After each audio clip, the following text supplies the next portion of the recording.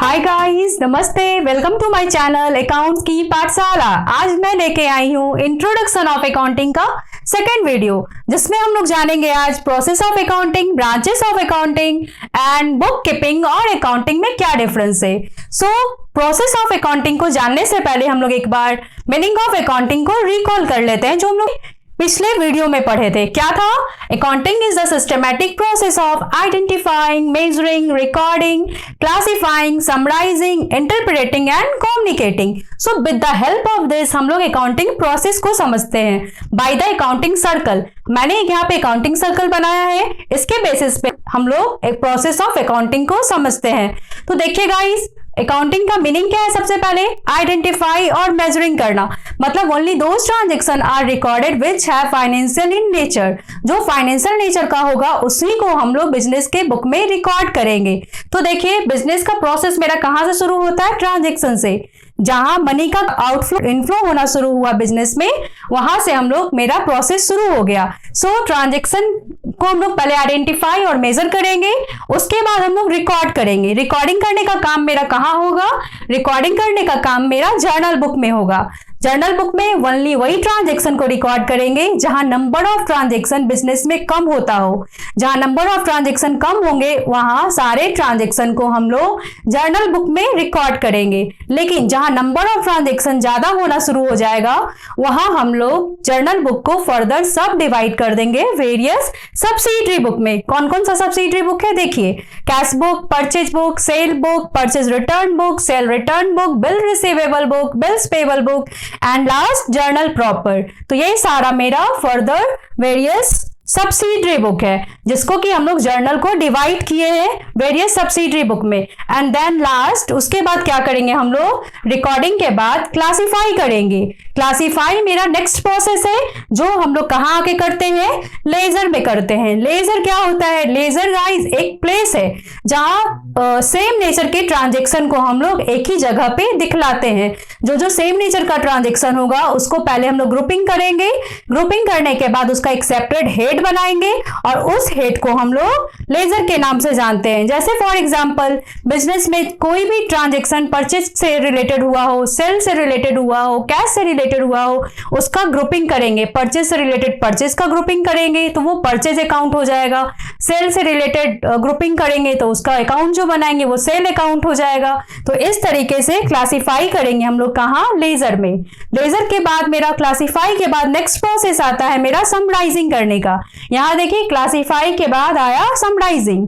तो लेजर के बाद हम लोग चलेंगे कहां? Trial balance. नेक्स्ट प्रोसेस है मेरा ट्रायल बैलेंस, जो with the help of ledger, ledger के हेल्प से हम लोग ट्रायल बैलेंस बनाते हैं अकाउंट्स को समराइज करने के लिए। और ट्रायल बैलेंस के बाद हम लोग बनाते हैं last trading and profit and loss account and balance sheet, जिससे कि हमको बिजनेस का नेट रिजल्ट मालूम होता है और उसके फाइनेंशियल पोजीशन के बारे में पता चलता है। और फिर देन हम लोग उस रिजल्ट को इंटरप्रेट और कम्युनिकेट करते हैं, दूसरे को इंटरप्रेट करते हैं। जो भी बिजनेस में यूजर इन्वॉल्व हैं, जैसे बैंक हो गया, ऑनर हो गया, सप्लायर हो गया, ये सब को हम लोग इंटरप्रेट करेंगे and as per their individual requirement हम लोग उसको इंडिविजुअली कम्युनिकेट करेंगे।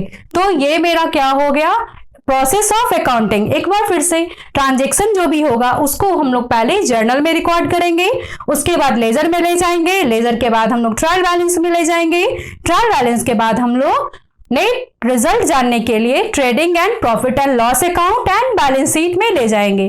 तो गाइस, ये मेरा हो गया अकाउंटिंग प्रोसेस। अब हम लोग जानेंगे ब्रांचेस ऑफ अकाउंटिंग के बारे में। There are 3 type of branches of accounting: financial accounting, cost accounting and management accounting.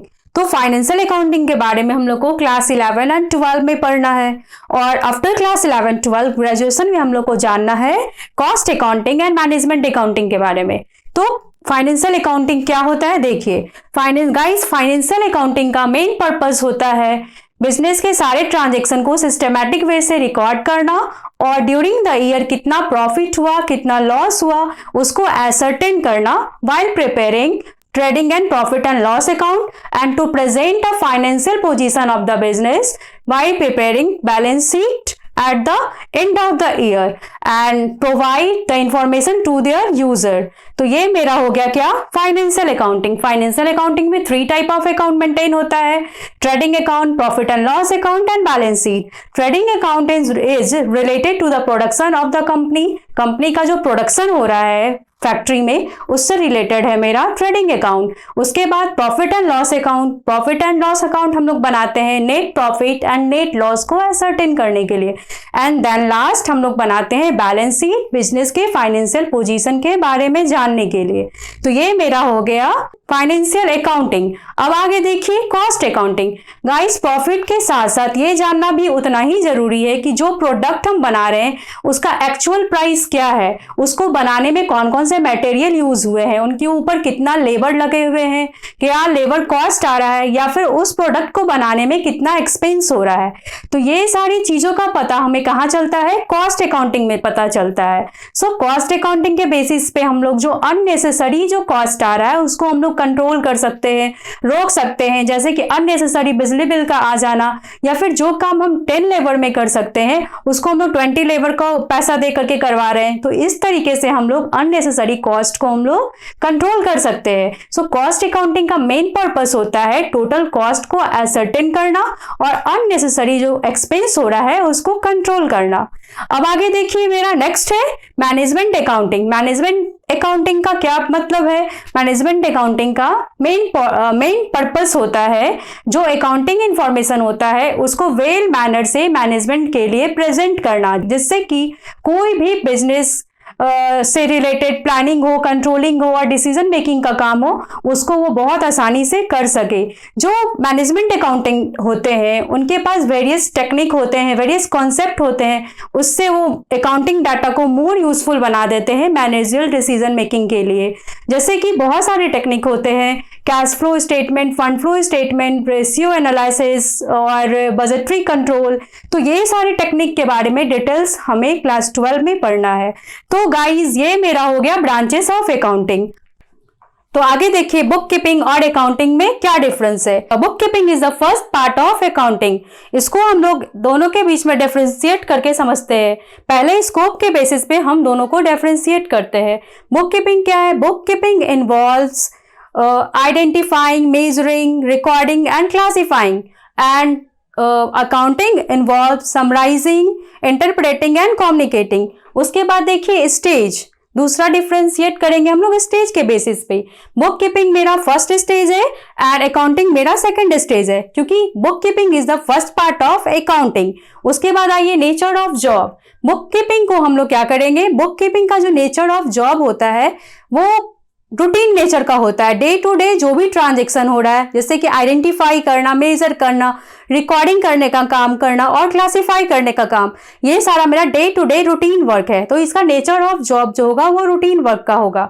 लेकिन अकाउंटिंग कब होता है? अकाउंटिंग जिसमें हम लोग समराइजिंग करते हैं, इंटरप्रेट करते हैं और कम्युनिकेट करते हैं, तो वो काम मेरा कब होगा? At the end of the year होगा। उसके बाद आइए ऑब्जेक्टिव। बुक कीपिंग का मेन ऑब्जेक्टिव क्या है? बुक कीपिंग का मेन ऑब्जेक्टिव है कि सारे ट्रांजेक्शन को वेल मैनर में रिकॉर्ड करना, और अकाउंटिंग का मेन ऑब्जेक्टिव है उसके नेट बिजनेस के नेट रिजल्ट के बारे में जानना, उसके बाद उसके फाइनेंशियल पोजीशन को एनालाइज करना एंड देन उसको इंटरप्रेट करना जो उसके बिजनेस के यूजर हैं। उसके बाद देखते हैं हु परफॉर्म। बुक कीपिंग को कौन परफॉर्म करेगा?